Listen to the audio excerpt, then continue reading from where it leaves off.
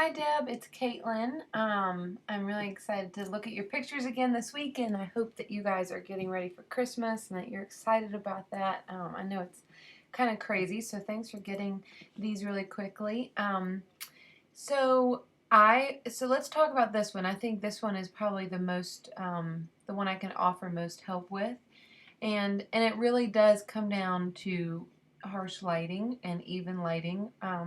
So whenever you have two different subjects, so obviously, the people in the background, the bridal party, they're a part of the subject as well because people look at this image and they see them back there. So you want to expose for them, and that's really hard to do when you have different types of lighting going on. And so I always try to make sure when I'm shooting, it looks like this was probably early afternoon maybe, or maybe really early evening, just judging by how high the sun is on their faces. It's pretty harsh light. And then these guys, I don't know if they're in the bright sunlight or if this was a flash, but the different types of lighting used on the two different subjects are very, very different. And so I can see what you mean.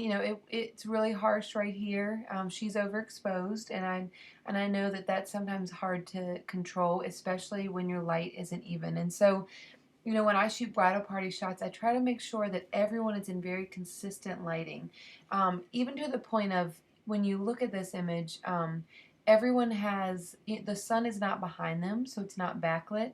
It's hitting everybody right on the side of their face. And so everyone has really harsh lighting on one side and really dark shadows on the other side. And then you have this poor guy who's short, and he barely has any light on his face. So let's talk about lighting. I think, a better shot would be because of the lighting situation, you can't even tell where they're sitting here.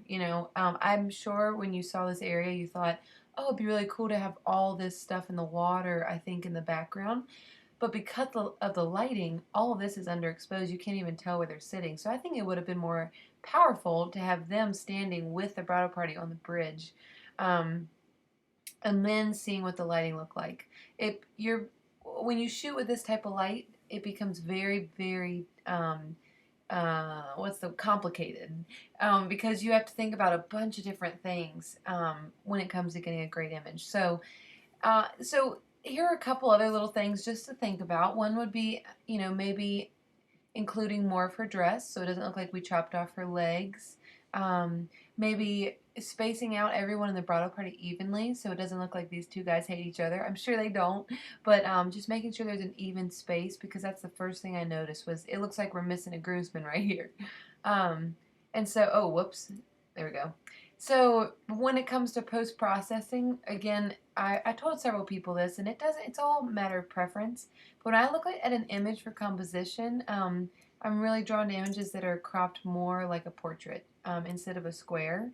I think it fills the frame better. I think our eyes adjust better to that, but that's really just something that may be my personal preference. So let's talk about editing. You could always tone down the highlights, which I think you've tried, but this is something, if you're not shooting raw, I really encourage you to start shooting raw, because you could have fixed all of this in raw. If you overexpose an image like this and you were shooting raw, you could take your dial down and still be able to find the detail in her dress. That's the worst thing about shooting, JPEG is that when you try to correct something, you can only correct but so much because your camera only knows so much information. But when you shoot raw, you'd be able to see the detail and correct this overexposed area really quickly and easily. So that's something else. Obviously, this is a very eclectic wedding. It's very different, and their style is very different. And so I think it's cool to try something new with them. I think it's great when photographers do something out of the ordinary. So I think creativity-wise, it was a great idea, and I think lighting-wise, that's where the problem comes in. So anyway, I think with this image, it just comes with practice. It comes with realizing what the light looks like and what you can do with it. I'm trying to think of maybe some example. Hold on, let me see if I can pull up an example of some lighting for you just to see what I'm talking about. Hold on. I need lighting where everybody is. Here, this wedding has a good example. So, this bridal party, for example, the reason they look even is because they're all in very similar light. But if this line was more, at an angle, then the light that's coming in over here would start hitting them on the sides of the face, and they wouldn't have this nice glow, on the back of their heads here. They would have lines of light on their faces. And so if you can find great light, make sure that everyone can be very even. Um, Same examples with these. Well, you can kind of see. So the light is coming from over here. The sun was setting over this way, and I turned them so that everyone's face had the same amount of light. So here, it would have been, instead of you shooting from right here, maybe you could have turned and shot this way so that everyone would have a glow on the back of their heads and no lines on their faces. I hope that's helpful. I know I'm rambling, but another thing to watch out for is, obviously I think images are over edited when you lose detail. Like their jackets are so black right here, you can't even tell, where their arms begin, where the jacket, comes together because it's really, really contrasty. That's not a real word, but that's okay. So that's just something to think about. But I think the idea of this is awesome. I think the creativity in it is awesome. I think the technical side of the image is where the issues come in. And so I hope that was helpful. Let's move on. I love this. I think it's a beautiful shot. A few things I do notice. Obviously, the sun is coming through right here.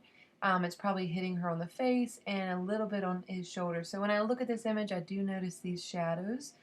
And I do like the way this is framing. And this is really, it comes back to style. For me, I would never shoot an image like this, but that's because it's not my style. For you, this is perfect because this is what you love. And so I want to make sure that I don't critique something to make it look like something I would do when, my style is not your style. So I'm not gonna mention some of the composition things. I'm just gonna talk about, the editing. I think the editing's great. I think it's very even, and they're crisp, and they're in focus. Something to look out for just in the future would be, obviously these are distracting because they're in a totally different area of light, and they're really bright. So that would be something to look into, avoiding. And yeah, I think it's a beautiful image. I think it's really pretty, and I think they probably love it. And let's move on to the next one. So I know this is going to seem strange, but the first thing I noticed with this picture was the blurred edges. And I'm not sure how you're editing, if you're editing in iPhoto, because iPhoto does that. iPhoto blurs the edges a little bit. And maybe you're not. Maybe this is something you did in Photoshop. So if you're not using iPhoto, disregard everything I'm about to say. But iPhoto actually harms images. It crunches them down really small to save them, and then brings it back up to full res, and it's just not a great way to store images. So if you're in iPhoto at all, take them out and don't use it. If you're not using iPhoto, I would just be aware that this effect, this glowy effect, is associated with iPhoto. And iPhoto is about, the bottom of the barrel. Like that's the cheapest photo editing software most people have on a Mac because it's free. And so I think when it comes to your editing, we need to make sure that we look like we're editing professionally, and this soft edge glow is something that iPhoto allows people to do or to add to their images as an effect. So I would just be careful about that, because when I look at this, I think iPhoto, and I know, you have a more professional taste than that. So also, it's kind of tricky. It makes the whole image seem a little softer, and I think overall, as a professional photographer, you're going to want a more crisp look. So that's just something to think about. Again, I'm not a silhouette person. I rarely do silhouettes, and that's because I'm more of a very natural light, glowy, soft type of photographer. And so I feel bad not knowing how to critique silhouettes very well, but I will say that you're right. The building is a little distracting, just a little bit.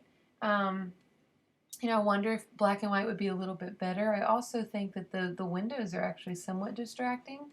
I don't want to crop in too much, but maybe if you just, got rid of some of the harsh columns, it just, the windows break up the composition really harshly, and so that's another reason you might not love it.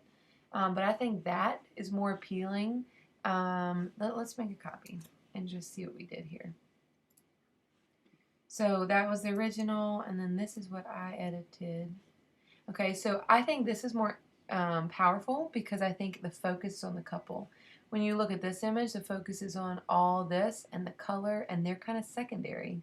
So I think cropping in like that, or even if you could shoot this over again, zooming in and cropping in, that would be a little bit better. So I hope this is helpful, and I hope you understand that I think this is a great image. I just think there's some technical things that aren't so great about it, but that just comes with learning, and it just comes with paying attention to lighting and not just the pretty area.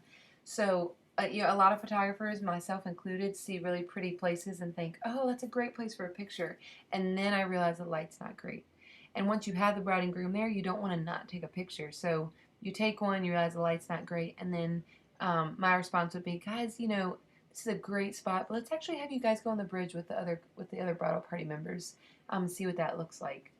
So I hope this is helpful, and I hope you have a very Merry Christmas, and I'm excited for your last week of images. Bye.